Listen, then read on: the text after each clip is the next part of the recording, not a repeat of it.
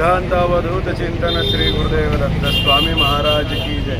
सर्वांना दत्तगुरु जय शंकर.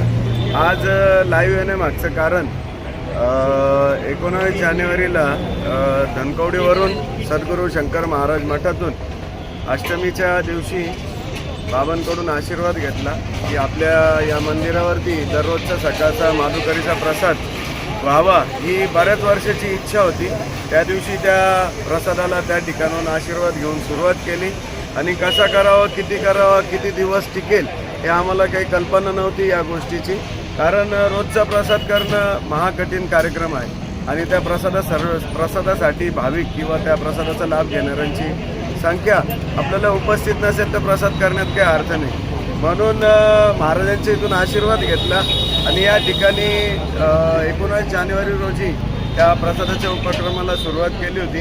आता सांगायला तुम्हाला सर्वांना आनंद होईल की त्या प्रसादाला 1 वर्ष पूर्ण होऊन गेलेलं आहे. त्याचं सर्व श्रेय महाराजांना आहे. आणि त्या प्रसादाचा लाभ कोण कोण घेतं, सकाळी 8:30 ते 9 वाजेला या ठिकाणी मंडळातर्फे प्रसादाची व्यवस्था केली जाते. त्या ठिकाणी प्रसादाचं वाटप हे अवघ्या 10 ते 15 मिनिटात त्या ठिकाणी सर्व प्रसाद हा वाटून मोकळा होतो. जवळपास 500 लोकांचा या ठिकाणी दररोजचा प्रसाद औदुंबर भक्त मंडळातर्फे वाटला जातो.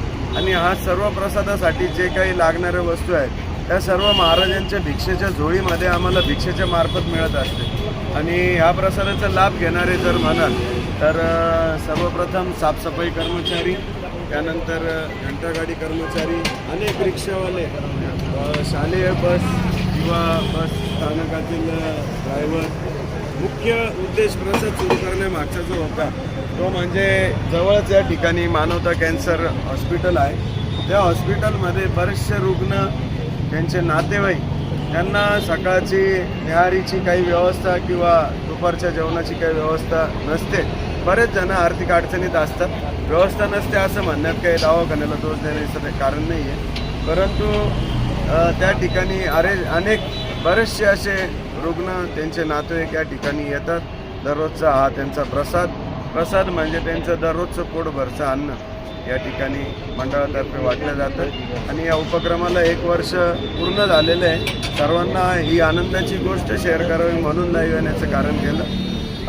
किती दिवस प्रसाद अजून चालेल आणि किती दिवस नाही याची आम्हाला काही माहिती नाही. महाराज वेळोवेळी सगळ्या गोष्टी पुरवत जातील आणि हा प्रसाद अखंडपणे अविरतपणे सुरू राहावा अशी मी महाराजांकडे प्रार्थना करतो. आणि या माध्यमातून मी जे कोणी आपल्या मंडळाचे भाविक भक्त आहेत त्यांना देखील आवाहन करतो की आपण देखील आपल्या भागात असे काही कार्य सुरू करून समाज संघटन करण्याची जर आपल्याला प्रेरणा मिळत असेल तर आपण नक्कीच असा काही उपक्रम सुरू करू शकता. सिद्धांत अवधूत चिंतन श्री गुरुदेव दत्त स्वामी महाराज की जय. आता मंडळातर्फे यावर्षी नवीन एक उपक्रम हाती घेतलेला आहे. तो म्हणजे गोसेवेचा. 26 जानेवारी रोजी गोशाळेच्या जागेचं भूमिपूजन होणार आहे. पाथर्डी फाटा या ठिकाणी गोशाळेसाठी जागा आपल्याला मिळाली आहे. 26 जानेवारीला गोशाळेच्या भूमिपूजनाचा कार्यक्रम ठेवलेला आहे. त्यानंतर 11 गायींपासून सुरुवात करायची असा संकल्प केला आहे. बघू महाराज कसा करून घेतील. दत्तगुरु जय साईशा.